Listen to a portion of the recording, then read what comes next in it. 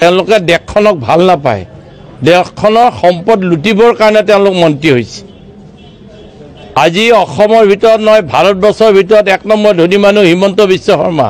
এই বাদ দিয়ক হে 1996 চনত হিমন্ত বিশ্ব শৰ্মা মই চিপাঝাৰত উঠিছিলোঁ, তেওঁ জালুকবাৰীত উঠিছিল, হাৰিছিল বহু ভোটত হাৰিছিল।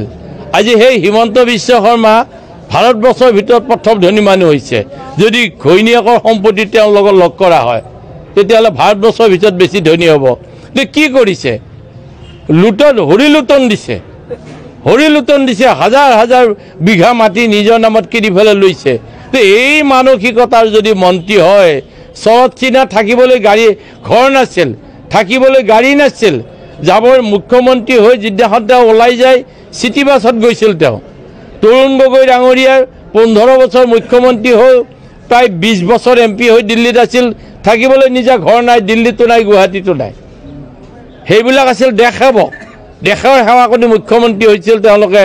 এইবিলাক হৈছে লুটন কৰিবলৈ অহা, তেওঁলোক ধনী হ'বলৈ মুখ্যমন্ত্ৰী হৈছে। গতিকে এইবোৰ মানুহৰ কি চৰিত্ৰ থাকিব? তেওঁলোকৰ চৰিত্ৰৰ বিষয়ে মই কি ক'ম আৰু আপোনালোকক? মই আজি বাতৰি কাগজত দেখিছোঁ অসমৰ হাতী আৰু 20টা আদানীৰ চিৰিয়াখানালৈ পঠাই দিছে। অৰুণাচলৰ হাতীৰ নামত কাটি পেলাই লাইচেঞ্চ কাটি দিছে। কৈছে এইকেইটা অসমৰ হাতী নহয়, অৰুণাচলৰ হাতী, কিন্তু আটাইকেইটা হাতী অসমৰ।